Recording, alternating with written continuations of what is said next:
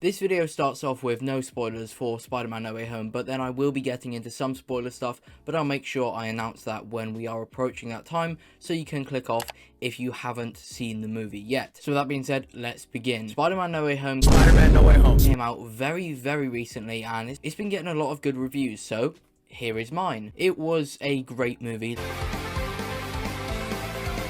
Like, it really was. My expectations were incredibly high. Like, I thought it'd be a top 2 Spider-Man movie and a top 5 MCU movie at a minimum. And was I disappointed?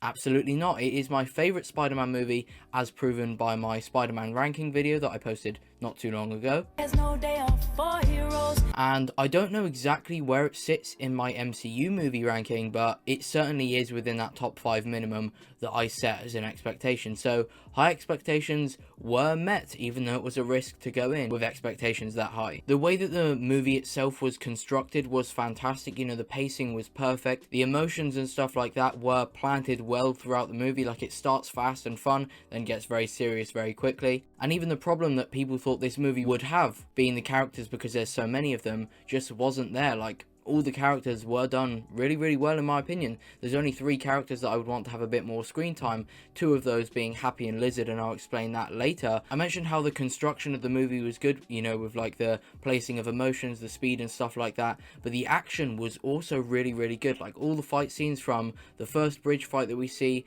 and the Statue of Liberty fight at the end and everything in between, was really good. Some of the best in the whole MCU, and well, that was expected, to be fair, but it's nice to have those expectations met. Another really good thing about it is that it mixes the fact that it's an MCU movie with the fact that it's a Spider-Man movie really well, which I think is something lacking from Far From Home. I just feel like that's an MCU movie and you don't get much of a classic Spider-Man movie vibe. That may not make sense to some of you, but I'm sure it does to others. And like I said, you really do get the feel of the classic Spider-Man movie with No Way Home, but also the MCU movie, as it is both of them, so that is perfect. And something else it did really well was ending this Spider-Man trilogy and setting up the next one that Tom Holland is supposed to be getting, with kind of like letting it have a new theme, a new feel to it. Like, it definitely feels like it's going to be different to how this trilogy was, but also really good. So I'm incredibly excited for that. And yet, if you didn't know, he is getting another Spider-Man trilogy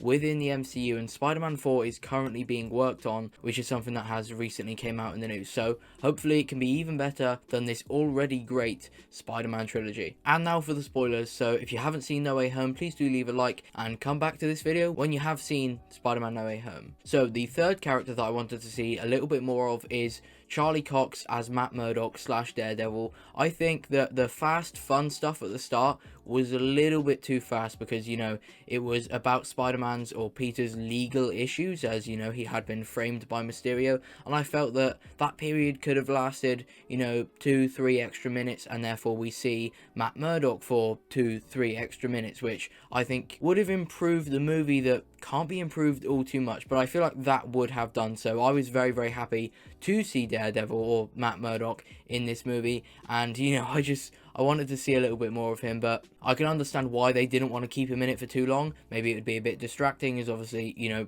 seeing Daredevil in the MCU for the first time is huge, so I completely understand why he wasn't in it for that long, but couple more minutes wouldn't have done any harm. I think it would have improved the movie. Now, as for Happy, I feel like there was just a period from when he let Peter and May into his house, from when Norman turned back to the Green Goblin, like that whole section, we were lacking maybe another 2 minutes of Happy. And then in that same period, Lizard was obviously, you know, kept in the truck, and I felt like we could have done with seeing him a little bit more, maybe not even him staying in the truck, because when Goblin does turn, Lizard also bursts out of the truck and, you know, decides that he is going to be evil again, and we don't really know why that is, because, well, all he's done to change his mind is sit in a lorry. But very minor problems doesn't mean that Spider-Man No Way Home wasn't fantastic. But on the topic of villains, let's go over them. Electro was incredible. One of my favorites in the movie.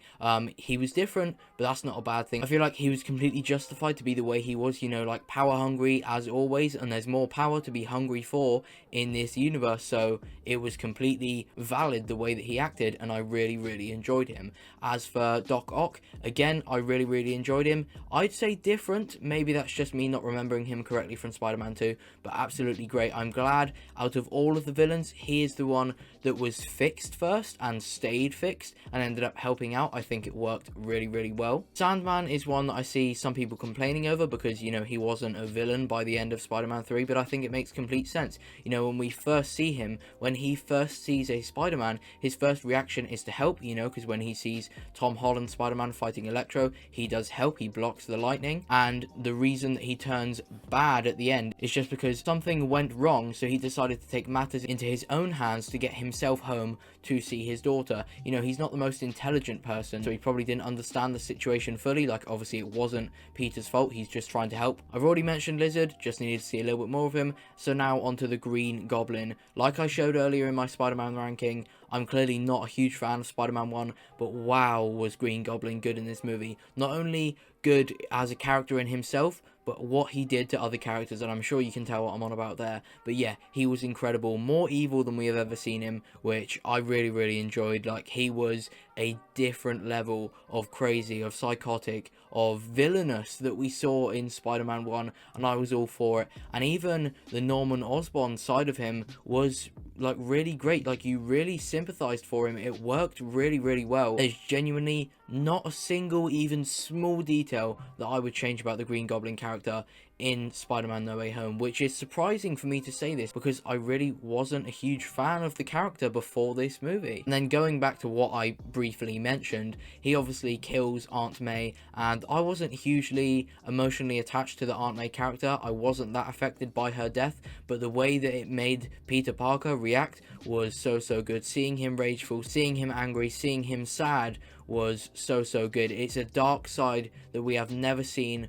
from Tom Holland Spider-Man, and it worked perfectly, and it set up something that I will talk about later. Obviously, when he is sad, we then get Toby and Andrew come talk to him. I'll speak more about them in a minute. It worked really, really well. And obviously, by the end of the movie, he got his chance to get revenge, and he was trying to take it, and he demonstrated some of the best hand-to-hand fighting that I think we've ever seen from a live-action Spider-Man. He was doing incredible. It was very, very impressive, and I want to see more of it because he is a great fighter, and it was very entertaining to see. And seeing him angry in a fight, that was also really, really good. Like, Tom Holland smashed his performance in this movie. It was top tier. And yeah, that 1v1 fight at the end, probably one of the best fights in the MCU, especially 1 versus 1 fights. Now, I did just mention them, so let's go back and talk about them a bit more in depth. Toby and Andrew being in this movie, what a great reveal it was. You know, show me Peter Parker, and then we see this guy's a bit taller than our Peter Parker we've seen in this movie. Is it Andrew? It is Andrew. Everyone goes crazy. He wants to see Peter Parker again because he found the wrong one. Then it's Tobey Maguire. Just as exciting. It was so good. Speaking on their characters within the movie, I think Tobey was done perfectly. A great mix of the personality we know and love, mixed with a bit of development of that personality, because he's obviously taken a couple years down the line from Spider-Man 3, hence he looks older, and that is acknowledged by Doc Ock. So I think that was done really, really well, with the addition of some callbacks like his back pain, which was fantastic. And that actually happened to a lot of the characters. You know, like, I'm somewhat of a scientist myself. Obviously Norman Osborn says that in Spider-Man 1 and No Way Home. The power of the sun in the palm of my hand, Doc Ock in Spider-Man 2, Doc Ock in No Way Home. There's plenty of callbacks, worked really, really well, really enjoyable. And then Andrew, I think I preferred him to Tobey in No Way Home, but it's not a competition. Both were fantastic. Both I probably wouldn't change anything about, but hear me out on this one. I think Andrew was easier to be more enjoyable in this movie because I think we were left with more questions about his character from the last time we saw him than the last time we saw Tobey, because we hadn't seen him as Spider-Man following Gwen's death, other than, you know, the Rhino fight that was cut off. Like, we seen him incredibly sad as Peter Parker following Gwen's death, but what we learned about him as Spider-Man following Gwen's death is that he went very, very dark, which is very, very interesting. Hence, it was easier to enjoy him because there was more to learn about him, which we ended up learning, which was fantastic. There was also some really, really emotional scenes, like when he saved MJ from falling, which he couldn't do to Gwen. He started tearing up, very sad. So I really did enjoy his character in this movie, but they were both fantastic. Like, don't get me wrong, both fantastic, both near enough as enjoyable as each other. Like, all three Spider-Man were 10 out of 10 characters in this movie. Someone that I've not spoke on yet is Doctor Strange. I think think he was again great in this movie. We were definitely misled by the trailer, thinking that he was just being arrogant, but in reality, he felt bad for Peter, and that's a side of Doctor Strange we haven't really seen too much of, and I was all for it. It was really, really good. The fight scene with Spider-Man and Doctor Strange was also great. I think a lot of people